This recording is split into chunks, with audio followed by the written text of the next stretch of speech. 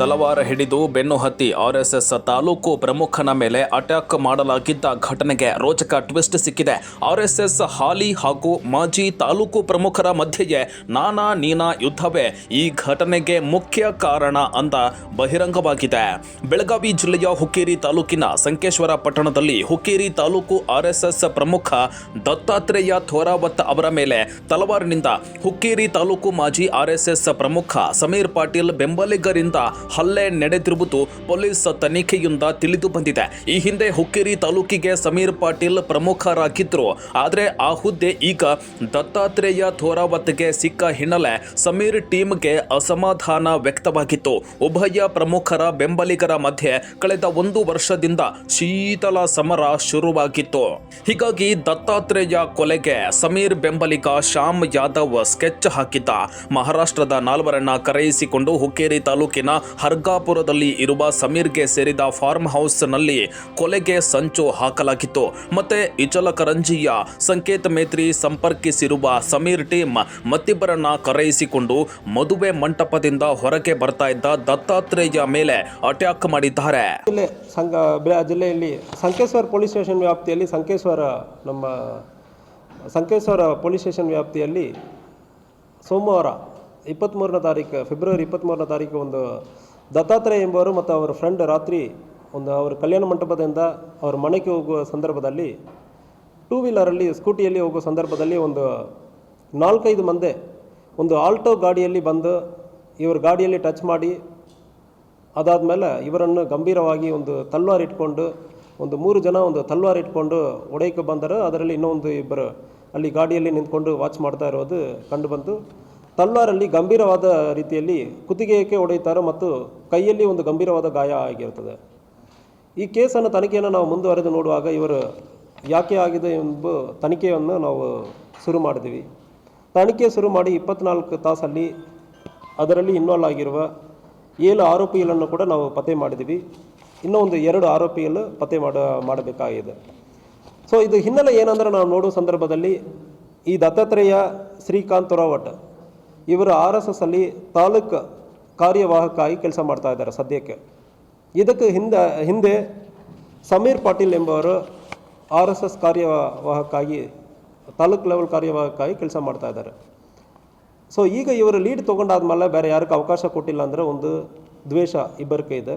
ಅದು ಜೊತೆಗೆ ಸಾಮ್ರಾವ್ ಯಾದವ್ ಇವನು ಸಮೀರ್ ಪಾಟೀಲ್ ಅವನ ಫ್ರೆಂಡ್. ಸಾಮ್ರಾವ್ ಯಾದವ್ಗೂ ಮತ್ತು ದತ್ತಾತ್ರೇಯಕ್ಕೆ ಇದಕ್ಕೆ ಹಿಂದೆನೇ ಕೂಡ ಸಮಸ್ಯೆ ಇತ್ತು. ಮತ್ತು ಸಾಮ್ರಾವ್ ಮತ್ತು ಸಮೀರ್ ಪಾಟೀಲ್ ಇಬ್ಬರು ಸೇರಿಕೊಂಡು ದತ್ತಾತ್ರೇಯನ್ನು ಒಡೆದು ಸಾಯಿಸೋದ್ರಿಂದ ನಾವು ಪೊಲಿಟಿಕಲಿ ಇಲ್ಲಿ ಲೀಡ್ ತಗೊಳ್ಳೋದಕ್ಕೆ ಅವಕಾಶ ಇರ್ತದೆ ಅಂದರೆ ಹೇಳಿಕೊಂಡು ಇಬ್ಬರು ಅವರನ್ನು ಕೊಲೆ ಮಾಡುವುದಕ್ಕೆ ಪ್ರಯತ್ನಿಸ್ತಾರೆ.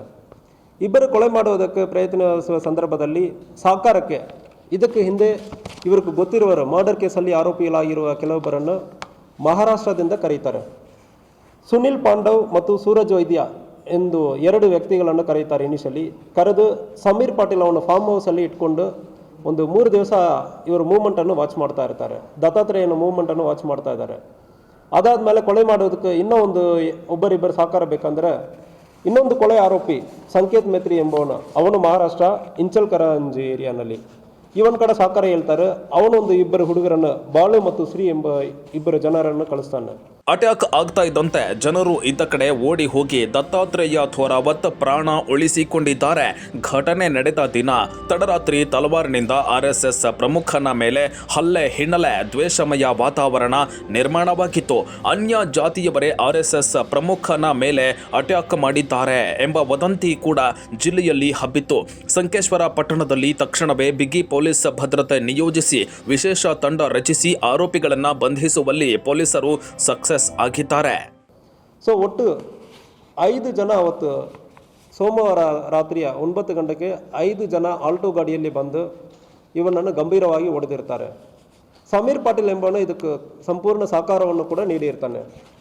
ಈ ಸಂದರ್ಭದಲ್ಲಿ ಈ ಕೇಸಲ್ಲಿ ಫಾರ್ಮ್ ಹೌಸಲ್ಲಿ ಇರೋ ಸಂದರ್ಭದಲ್ಲಿ ಅದಕ್ಕೆ ಅವಕಾಶ ಮಾಡಿಕೊಟ್ಟು ಕೊಲೆಗೆ ಮತ್ತು ಕೊಲೆ ಮಾಡುವ ಪ್ರಯತ್ನ ಮಾಡಿರೋರಿಗೆ ಸಹಕಾರ ಕೊಟ್ಟಿರುವ ಮತ್ತು ಹಾರ್ಬರಿಂಗ್ ಅಂದರೆ ಹೇಳ್ತೀವಿ ಕ್ರೈಮಲ್ಲಿ ಗೊತ್ತಿದ್ದರೂ ಕೂಡ ಸಹಕಾರ ಮಾಡಿರುವ ಇನ್ನೂ ಇಬ್ಬರು ಕೂಡ ಅಶೋಕ್ ಮಟ್ಟೇಲ್ ಮತ್ತು ಸಂತೋಷ್ ಇವರು ಸಹಕಾರ ಕೊಟ್ಟಿರೋದಕ್ಕೆ ಅವರನ್ನು ಕೂಡ ಅರೆಸ್ಟ್ ಮಾಡಲಾಗಿದೆ. ಒಟ್ಟು 7 ಜನವನ್ನು ಅರೆಸ್ಟ್ ಮಾಡಲಾಗಿದೆ, ಇನ್ನೂ 2 ಅರೆಸ್ಟ್ ಮಾಡಬೇಕಾಗಿದೆ.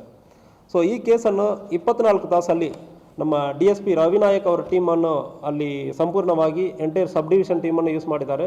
ಪರ್ಸನಲ್ ಆಗಿ ವೈಯಕ್ತಿಕವಾಗಿ ನಾನು ಕೂಡ ಅಲ್ಲಿ ಸ್ಥಳಕ್ಕೆ ಹೋಗಿ ಪರಿಶೀಲನೆ ಮಾಡಿದ್ದೀವಿ. ಮತ್ತು Sankeshwar police station inspector Auji ಅವರು ಮತ್ತು Yamakanmardi police inspector Javed, Hukkeri inspector ಮತ್ತು ಘಟ್ಟಪ್ರಭಾ ಇನ್ಸ್ಪೆಕ್ಟರ್ ಮುಲ್ಲಾದವರು, ಶ್ರೀಶೈಲ್ ಬೈಕೋಡ್, ಮೂಡಲ್ಗಿ ಸರ್ಕಲ್ ಇನ್ಸ್ಪೆಕ್ಟರ್ ಎಲ್ಲರೂ ಕೂಡ 24 ತಾಸಲ್ಲಿ ಇಂಪಾರ್ಟೆಂಟ್ ಅಕ್ಯೂಸರ್ ಎಲ್ಲನೂ ಕೂಡ ಅರೆಸ್ಟ್ ಮಾಡಿದ್ದಾರೆ. ಈ ಕೇಸಲ್ಲಿ ನಮ್ಮ ಸಿಬ್ಬಂದಿಗಳ ಭಾಳಷ್ಟು ಜನ ರಾತ್ರಿ ಪೂರ್ತಿ ಕೆಲಸ ಮಾಡಿ ಒಂದೇ ದಿವಸದಲ್ಲಿ ಅಕ್ಯೂಸರ್ ಎಲ್ಲರನ್ನು ಕೂಡ ಅರೆಸ್ಟ್ ಮಾಡಿದ್ದಾರೆ. ತನಿಖೆ ನಡೀತಾ ಇದೆ. ಟೆಕ್ನಿಕಲಿ ಮತ್ತು ಏನೇನು ನಮಗೆ ಎವಿಡೆನ್ಸ್ ಸಿಗುತ್ತದೋ ಅದೆಲ್ಲ ಕಲೆಕ್ಟ್ ಮಾಡ್ತೀವಿ. ಈ ಕೇಸಲ್ಲಿ ನಮಗೆ ಬಿಗ್ ಚಾಲೆಂಜ್ ಏನಂದರೆ, ಈಗ ಅರೆಸ್ಟ್ ಮಾಡಿರೋದು ನಮಗೆ ಚಾಲೆಂಜ್ ಆಗಿ ನಾವು ತೊಗೊಂಡಿಲ್ಲ. ಈ ಕೇಸಲ್ಲಿ ಇನ್ವಾಲ್ವ್ ಆಗಿರೋ ಅಷ್ಟು ಜನರನ್ನು ನಾವು ಖಂಡಿತವಾಗಿ ಕನ್ವಿಕ್ಷನ್ ತೊಗೊಳ್ತೀವಿ. ಈ ಕೇಸಲ್ಲಿ ಇವರೆಲ್ಲರೂ ಕೂಡ ಜೈಲಿಗೆ ಹೋಗ್ತಾರೆ. ಸೊ ಕೇಸ್ ಇವತ್ತು ಅರೆಸ್ಟ್ ಮಾಡಿ ಏನೋ ಒಂದು 6 ತಿಂಗಳು 1 ವರ್ಷ ನಾವು ಜೈಲಲ್ಲಿ ಈಗ ಸದ್ಯಕ್ಕೆ ಇರೋದರಲ್ಲಿ ನಮ್ಮ ಚಾಲೆಂಜ್ ಇಲ್ಲ. ನಾವು ಚಾಲೆಂಜ್ ಆಗಿ ತೊಗೊಳ್ತೀವಿ. ಇಂಥ ಒಂದು ಅಕ್ರಮ ಚಟುವಟಿಕೆಯಲ್ಲಿ ಯಾರು ಇನ್ವಾಲ್ವ್ ಆಗ್ತಾರೆ ಅಂದರೆ ಅವರು ಎಲ್ಲರನ್ನು ಕೂಡ ನಾವು ಜೈಲಿಗೆ ಕಳಿಸ್ತೀವಿ, ಕನ್ವಿಕ್ಷನ್ನು ತೊಗೊಳ್ತೀವಿ. ಸಂಕೇಶ್ವರ ಸ್ಟೇಷನ್ ಲಿಮಿಟಲ್ಲಿ ಆಗುತ್ತೆ. ಇಲ್ಲ ಯಮಕಂಡ್ಮಾರಡಿ ಇನ್ಸ್ಪೆಕ್ಟರ್ ಕೂಡ ಅವರು ಇನ್ವಾಲ್ವ್ ಆಗಿದ್ದಾರೆ. Sankeshwar inspector, Yamakanmardi inspector, Hukkeri inspector ಮತ್ತು Mudalgi circle inspector Javed, Ghataprabha inspector ಎಲ್ಲರೂ ಕೂಡ ಇದರಲ್ಲಿ ಭಾಗವಹಿಸಿದ್ದಾರೆ. ಈ ಟೀಮ್ ಆಗಿ ಕೆಲಸ ಮಾಡಿದ್ದಾರೆ. ಅರೆಸ್ಟ್ ಆಗಿರೋರು ಸೊ ಮರ್ಡರ್ ಕೇಸ್ ಅಕ್ಯೂಸ್ಡ್ ಮತ್ತು ಇವರೆಲ್ಲ ಬಾಡಿಲಿ ಅಫೆನ್ಸಲ್ಲಿ ಇನ್ವಾಲ್ವ್ ಆಗಿರೋರು ಇದ್ದಾರೆ. ಇನ್ಕ್ಲೂಡಿಂಗ್ ಇದರಲ್ಲಿ ಗಂಭೀರವಾದ ಗಾಯವಾಗಿರುವ ದತ್ತಾತ್ರೇಯ ಎಂಬೆಲ್ಲ ಕೂಡ ಒಂದು ಮರ್ಡರ್ ಕೇಸ್ ಮತ್ತು ರಾಬರಿ ಕೇಸ್ ಇದೆ. ಸೊ ಇದರಲ್ಲಿ ಇರುವ ಎಲ್ಲರೂ ಕೂಡ ವಿಕ್ಟಿಮ್ ಅಕ್ಯೂಸ್ಡ್ ಎಲ್ಲರೂ ಕೂಡ ಕ್ರಿಮಿನಲ್ ಬ್ಯಾಕ್ಗ್ರೌಂಡ್ ಇದೆ, ರಿಯಲ್ ಎಸ್ಟೇಟ್ ಮಾಡ್ಕೊಂಡಿರೋರು. ಸೊ ಯಾವುದೇ ಈ ಕ್ರಿಮಿನಲ್ ಬ್ಯಾಕ್ಗ್ರೌಂಡ್ ಮುಂದುವರಿಯುವ ಸಂದರ್ಭದಲ್ಲಿ ಕಾನೂನು ರೀತಿಯಲ್ಲಿ ನಮಗೆ ಕಠಿಣವಾದ ಕ್ರಮಗಳನ್ನು ಕೈಗೊಳ್ತೀವಿ. ಸೊ ಅದಕ್ಕೆ ನಾವು ಪ್ಲಾನ್ ಮಾಡ್ತಾ ಇದ್ದೀವಿ.